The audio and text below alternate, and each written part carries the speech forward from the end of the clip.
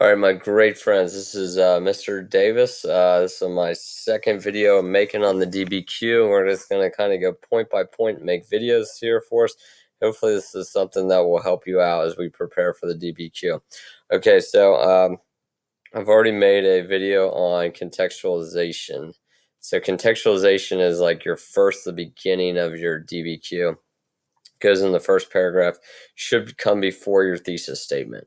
So you're just talking about a broader history, like 3 sentences about what's going on in the world at the time of the event that they give you to talk about.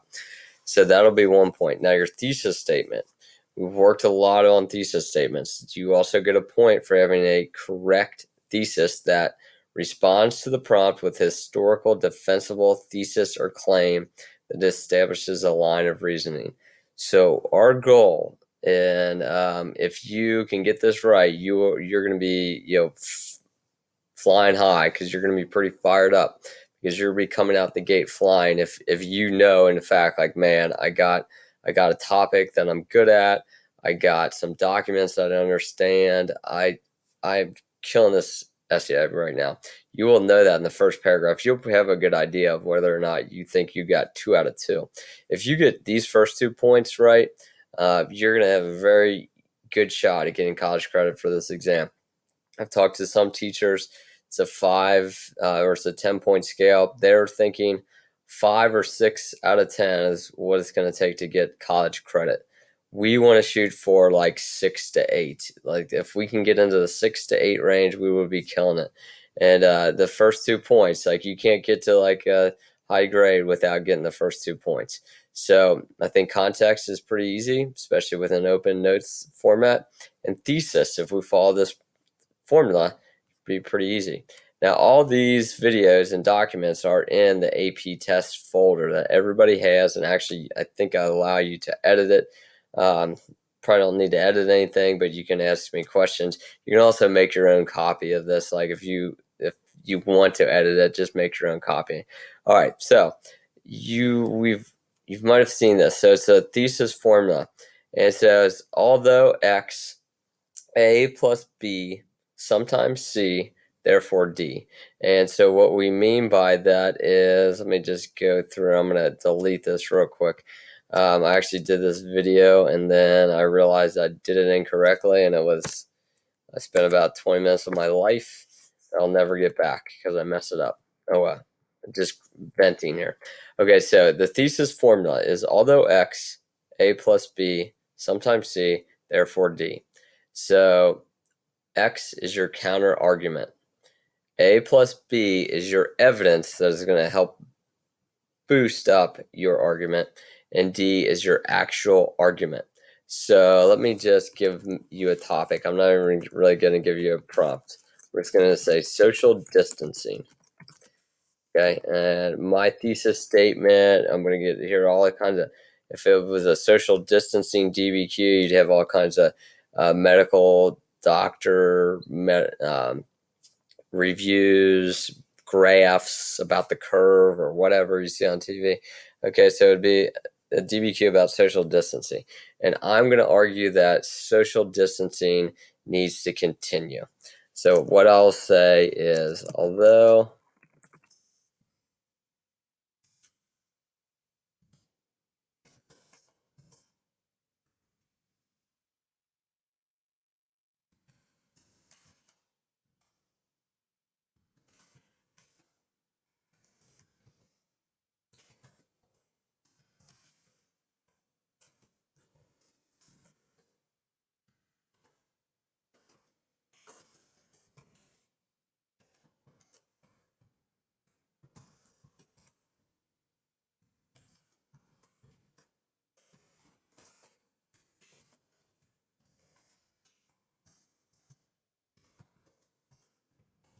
okay, so there's my thesis statement. If it was a social distancing topic, it says, although extremely inconvenient and painful. So that's my counter argument against social distancing. That is, it's inconvenient, it's painful.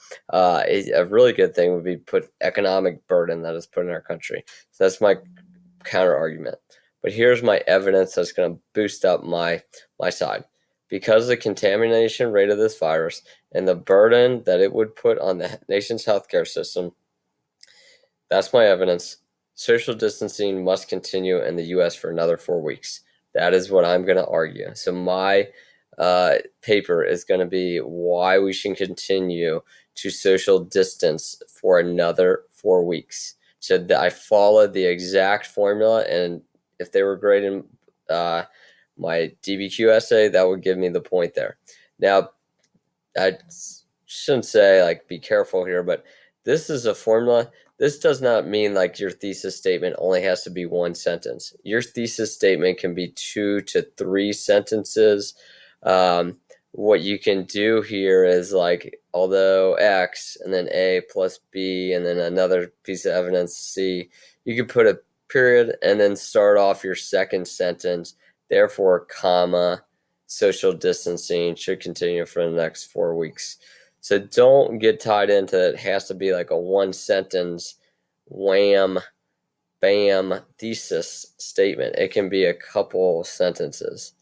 But if you follow this formula, one thing it's going to do, if you know that you have a good thesis statement and you follow this formula, the reader is going to identify your thesis statement like that. He'll see the although and then the therefore. That's what how a lot of students are trained, how to write thesis statements. So the reader will notice it, and if you know you got it right, you're going to get the credit because they'll see that you got it right too. So the reader will not have to like dig for your thesis or guess what your thesis statement is. This is like kind of like just like basically highlighting it, saying, hello, this is my thesis here.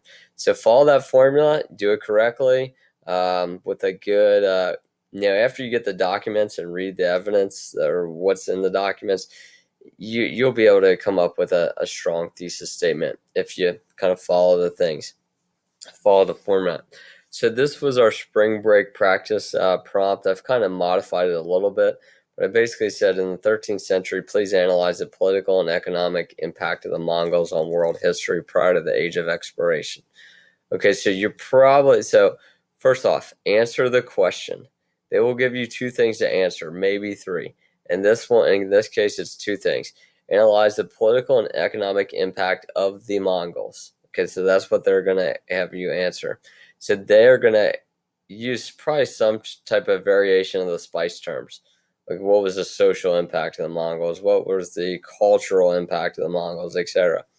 That they're going to probably use a spice term, possibly, but do not throw back at them a vague spice term in your thesis, because you will be just flushing a thesis point down the toilet. An easy, low-hanging fruit point that you should get no matter what. You'll just be flushing it down the toilet is if all you say is, they changed the world politically, comma, the Mongols changed the world economically. So don't say they changed it politically. Tell us why they changed it politically. They changed it politically because they conquered an area 4 times the size of the Romans, and they came up with a systematic approach to governing in which they divided their government into 1,000 people groups, and then whatever they gave them authority, etc. But please do not say they changed the society politically. They also changed them economically. They'll laugh at that thesis statement. You have to take a stance. Why do they change it politically? Why do they change it economically? Do not have the reader guess. Don't assume nothing. Assume that they know nothing. Okay, so that's one thing. So somebody, you have to respond to both parts of the prompt, political part of the prompt and economic part of the prompt. Okay, and you got to be specific on what you're arguing. How do they change them politically and economically, specifically? So tell us what you're going to argue. Also, number 3 here, someone should be able to argue against you. So I was arguing before the social distancing needed to continue. Somebody can very easily argue against me. They could say that, in Kentucky, there's 5 million people and only 1,000 people in Kentucky have tested positive for the coronavirus. Why are we shutting down the whole entire state when only 1,000 people have this virus that we know of, and only a fraction of those people, whereas it's very serious, has become very serious. So somebody can argue against me, and that's what you want. You want somebody to be able to argue against you. All right, so let's look at last year's official prompt from the DBQ. The DBQ last year was on the Indian Ocean, and it was about the age of exploration, specifically the Portuguese. So the question is highlighted in yellow. Evaluate the extent to which the Portuguese transformed maritime trade in the Indian Ocean in the 16th century.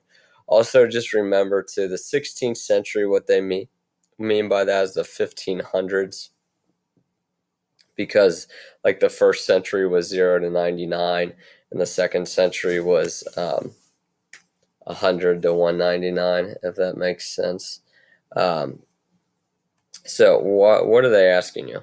So in layman's term, what they're asking you is, how did the Portuguese change trade in the Indian Ocean? So let's look at an accepted official point given thesis statement. It follows that same formula that we just talked about. Although the Portuguese were newcomers to the Indian Ocean, so that's my counter argument, so to speak, that they're newcomers, they're not going to be able to have a big impact. The utilization of their new technology and the passion of Prince Henry the Navigator led them to become a major trading force inside the Indian Ocean network.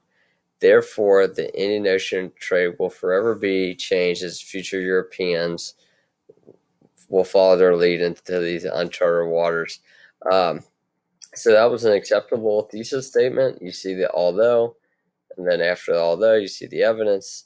Therefore, the claim is the Indian Ocean will forever be changed as future Europeans follow their lead into these uncharted waters. You could even take where it says uncharted waters. That's not really specific. You could say follow their lead into the Indian Ocean coastal cities and ports, maybe. But that right there is an acceptable thesis statement. A huge no-no, again, is do not just use the spice word and think it's going to be good enough. Do not say the Portuguese changed the Indian Ocean politically and economically. You just gave them the prompt back. Okay, so you told them absolutely nothing. You won't get a point. You're also going to be setting, it's just human nature. When you don't get the thesis statement, the reader is going to be like, not going to be very charitable about giving you the benefit of the doubt and other points. So knock the thesis statement out so the reader has a good opinion of who you are as a student, because they see that you're already on a great movement getting the first and second part right. So what I said is, don't say it changed the Indian Ocean politically. Instead, ask yourself, how did it change it politically? Okay, and I said Europeans will send in more and more troops and sailors and will start colonizing parts of the Asian world, which will have lasting impacts to this day. So you could say, including or such as India,